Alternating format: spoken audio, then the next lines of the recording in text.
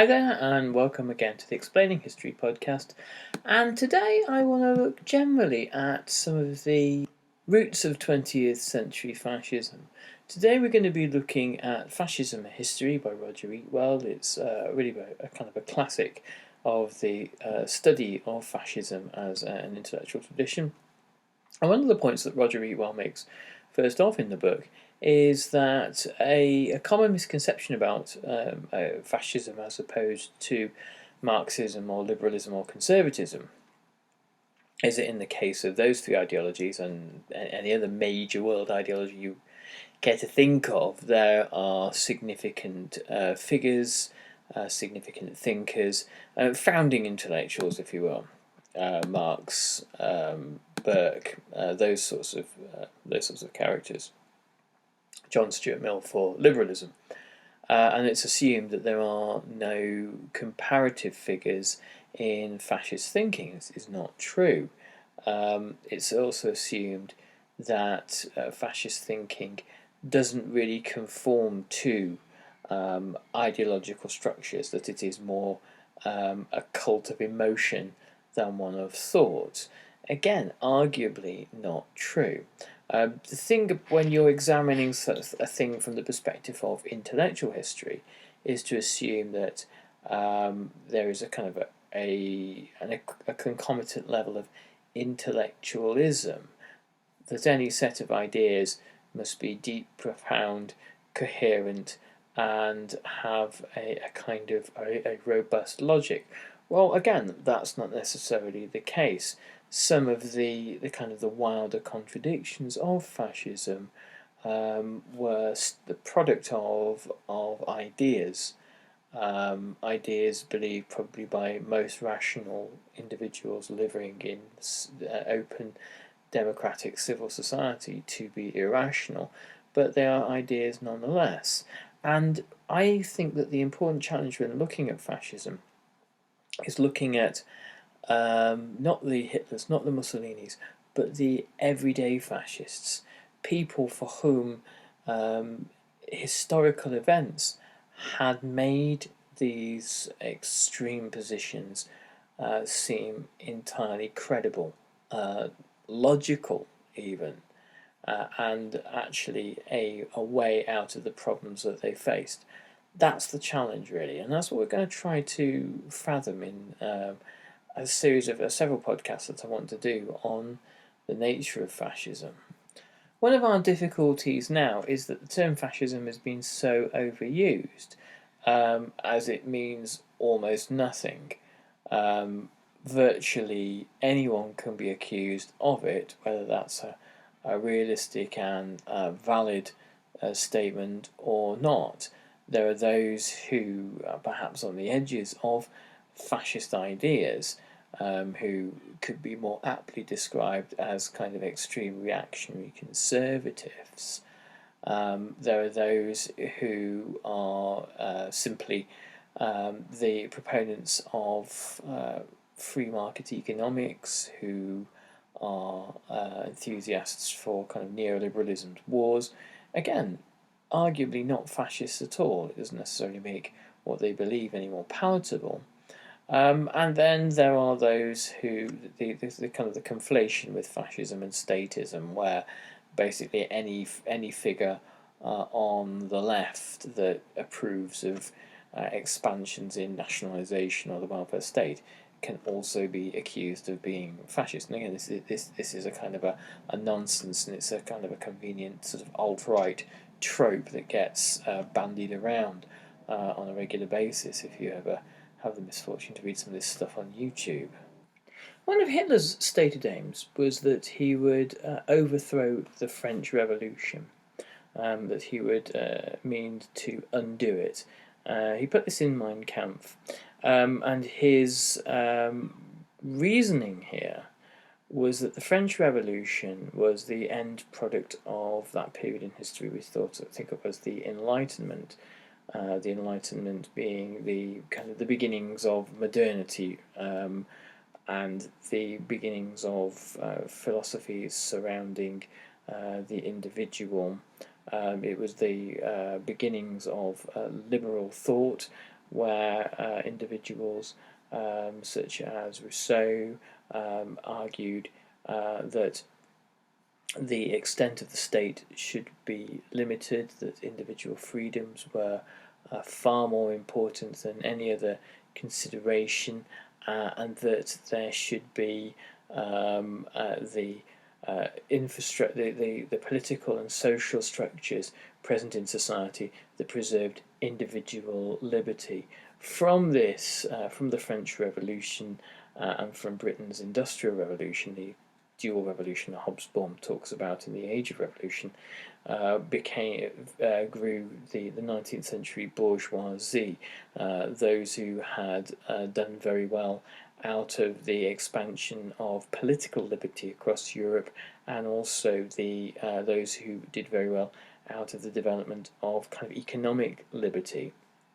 The idea that the state was essentially meant to be a laissez-faire entity. It was not meant to become involved overly in the operation of society, that taxes were meant to be low, regulations were meant to be light, and that the 19th century bourgeoisie, the capitalists, the owners of capital, could do much as they pleased. With terrible social consequences as a result, giving rise to a trade union movement and eventually socialist parties by the later years of the 19th century. This, of course, was an anathema to the likes of Hitler. The fascists who emerged after the First World War, some kind of slightly beforehand, but mainly after the First World War, were often united in looking back at the previous several centuries and asking themselves essentially where everything had gone so wrong, where ideas that were conducive to national weakness as they saw it had emerged from in Germany, in Italy, and in other states where fascism and right-wing authoritarianism emerge after the First World War. They are either the vanquished states, the defeated states, or the revanchist states. Countries like Italy and Japan that don't feel that they have got their fair share of the spoils out of the Treaty of Versailles. Fascism becomes a rejection of Enlightenment values. It becomes a rejection of modernity, and the fascists position themselves as kind of counter-revolutionaries against the products of modernity, against liberalism and socialism, partly because both ideologies presented a common theory of humanity, and a sense of equality, and a belief that solidarity between human beings transcended national, racial, or religious boundaries. Fascists believed that identity could only be sought through the race or the tribe. And by the late 19th century, of course, racial thinking from eugenics, the eugenicist movement, which had co-opted and kind of bastardized Darwin's works, is injected into this. This is where many of the ideas that Hitler later latches onto emerge from a kind of a deep vein of European racial thinking in the late 19th century. Fascists were normally better at articulating what they opposed than what they stood for, what they rejected, what they saw as the kind of the sins of mass society. The belief that creative destruction was an integral part of any fascist project seems to be there through a whole range of different fascist thinkers, beginning principally with Gabriele Dinunzio in 1919. Dinunzio argued that the weak and corrupt parliamentary democracy in Italy needed to be purged through violence. It needed to be, the existing order needed to be kind of overthrown, and a simple mass-based form of politics would replace it. One that, and here is where the Romanticism of Fascism comes in, one that would simply articulate this will of the people, that any political representatives were merely part of a kind of a plebiscitary democracy, or not even a democracy at all. They were there simply to articulate this almost kind of inarticulable idea of the people's will. Of course, if you're a demagogue, of course you're a populist, of course you're a fascist, the people's will can be what it suits you for it to be. Speaking of Romanticism, here's what Roger Eatwell has to say about it. The Romantic movement emerged during the 18th century, largely as a response to the hyper-rationalism of the Enlightenment, and reached its high point with the works of German writers such as Johann von Goethe and Friedrich von Schelling. Among its many aspects were the worship of nature, the glorification of the national against the universal and the timeless, and the exaltation of genius over the mediocrity of the masses. The last aspect was sometimes specifically artistic, the tortured creative soul unappreciated by bourgeois society. Now, if there isn't a better description of how Hitler saw himself in the early years, I'd like to hear it. But it could also take on a political form in the quest for the strong leader who could lead a national rebirth. Similar diffuse hostility towards material values became increasingly translated during the late 19th century into political anti-Semitism. The Jew was pilloried as the epitome of capitalist materialism, a view particularly prevalent in the German Völkisch movement, which railed against the evils of urban industrial society. So there's a lot to unpack there, but there is this very interesting and complicated relationship between Romanticism and fascism. Romanticism is this metaphysical notion. It is something that exists in the realm of thought, feeling, and sentiment, not rationality, logic, and science. It is where kind of belief transcends and trumps all else. And one of the key features of the current wave of right-wing populism that we can see spreading across the world at the moment, and in some cases out-and-out fascism, is the idea of belief. If we simply all believe in the countries that we live in a little bit harder, and we're a bit more passionate about it all, somehow something good will come of all of this. And this kind of irrationality, it has its roots in the Romantic period, which of course was this reaction to universalism and individualism and rationality and science and modernity that emerge from the Enlightenment. Why does this happen? Well, because during the Romantic period, people sought out new forms of self-expression, self-identification, as human beings always will do. There's a clear connection between nationalist and fascist thoughts, but that's not to suggest, I beg your pardon, that all nationalists are fascists, but probably all fascists have nationalist ideas. In the beginnings in the early 19th century, nationalism had a decidedly liberal kind of outlook. During 1848, liberals and nationalists across Europe sought to establish states, and they sought to overthrow transnational empires like the Habsburg Empire in order to establish liberal constitutions. If you can create your own German state, you can create a liberal constitution in which the state, with all its power of army and police, can actually protect individual rights as opposed to suppress them. So the nation was, as far as the liberal nationalists were concerned, meant to be the framework into which you inject liberalism.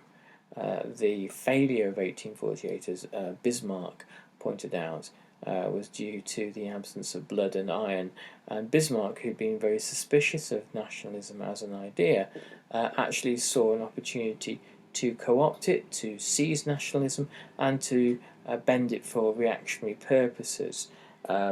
nationalism during the late 19th century shifts towards the right. Roger Eatwell writes, one of the high priests of this new nationalism was the French journalist and writer Maurice Barrès, who became the prophet of rootedness in Racemont, involving a mystical social union between the living and the dead, whereas early nationalism had been closely associated with modernity. This new form was highly critical of what it saw as the resulting divisive materialism. Barrès believed that the epitaph of the French had become Born a man, died a grocer, whereas the old nationalism was essentially concerned with legitimising the overthrow of regimes. This form of nationalism was obsessed with the need to secure social unity in order to prevent the collapse of states and to develop the martial values necessary to survive in war. By the 1890s, Barrès was talking of National Socialism, though the term was essentially manipulative, for his social views were more conservative than radical. So here we've got some more fascinating stuff to unpack here. The idea of rootedness, the idea of this mystical union between the living and the dead, between the present and the past. Fascism has to feed upon its past. The idea of the story that fascism invariably tells of there having been once a glorious past, but things having gone now terribly wrong, normally due to somebody like the Jews or socialists or some other kind of troublemaker ruining it for everybody and causing a once mighty nation, be it Italy or France or Britain or Germany, to now be ruined and brought low. This new authoritarian nationalism that was part of the means by which leaders throughout the 19th century bolstered the support for the nation states that they had created, which had sprung up across Europe, and that was geared towards ever more kind of aggressive and assertive manifestations of itself, as we can see from the kind of the jingoism and the militarism of the late 19th century. It, of course, if you combine it with European imperialism and to some degree American imperialism in the very late 19th and 20th century, it is, of course, the crucible from where modern racism springs. Obviously, the argument of the roots of kind of modern racism go far further back, all the way back to the Atlantic slave trade and slightly beyond that. But the late 19th century sees the emergence of a kind of a particular kind of racial thinking. Eatwell writes, this holistic nationalism was highly critical of liberal universalism, a feature which contributed to the rise of a new racism. Hostility to outsiders had existed since prehistoric times, and ancient Greek philosophy had demonized the barbarian other. What emerged during the late 19th century was a more systematic form of racial thinking.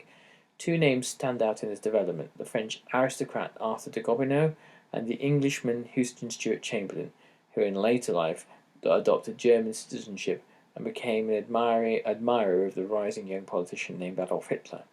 Gobineau's key work was his essay on the inequality of human races, written in the 1850s but little read until after the 1870s.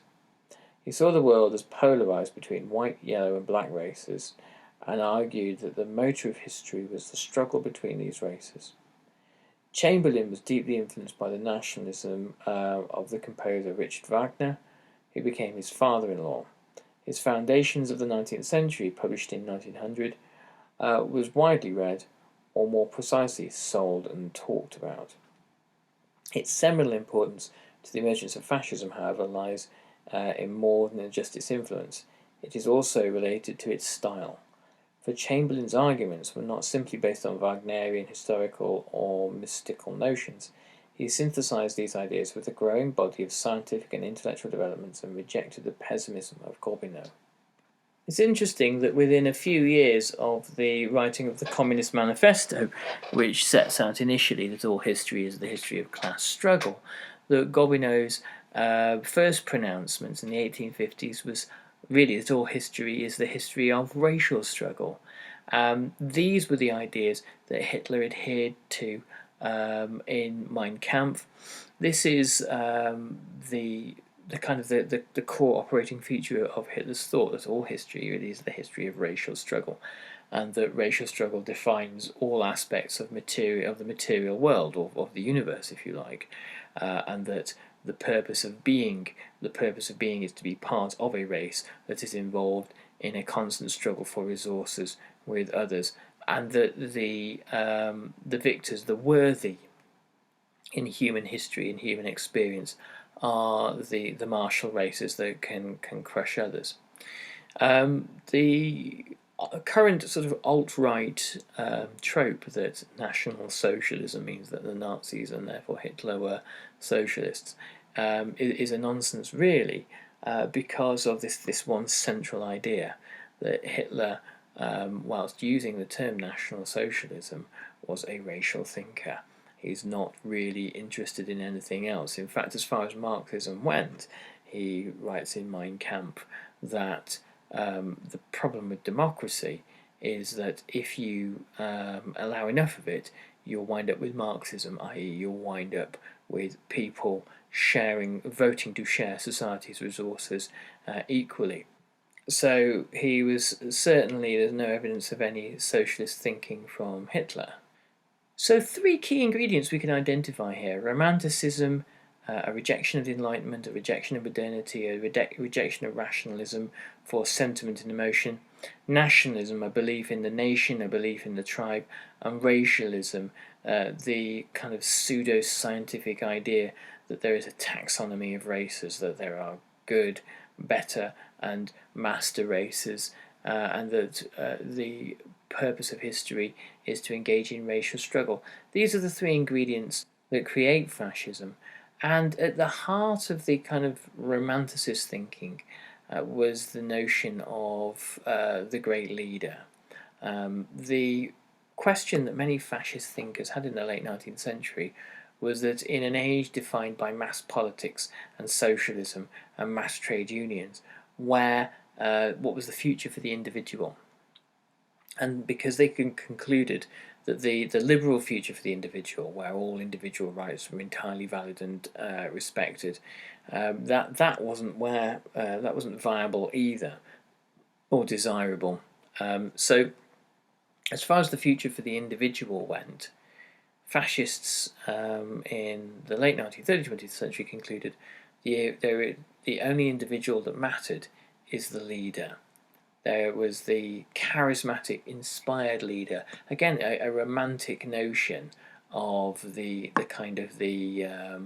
hero who could, through will and charisma and some sort of special knowledge, some special insight on the nature of the people, be able to bring about miraculous transformations in the nation simply by ordering it.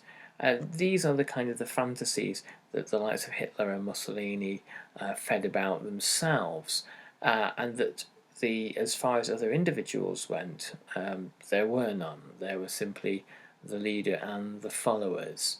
Again, this is a kind of a highly romantic notion. It's almost like a kind of Rousseauian notion, one that was in some parts the origin of Enlightenment thought. One of the great paradoxes of the Enlightenment is it kind of does leave dotted around the intellectual landscape of Europe and the New World the component parts of fascist thinking. Now we're going to continue, as I've said, in the next few weeks with some other kind of dips into the origins of fascism, but I hope this is useful and helps to kind of start to kind of disentangle this really complicated terminology and ideology. Anyway, thanks very much for listening, and I'll catch you on the next Explaining History podcast. All the best. Thanks. Bye-bye.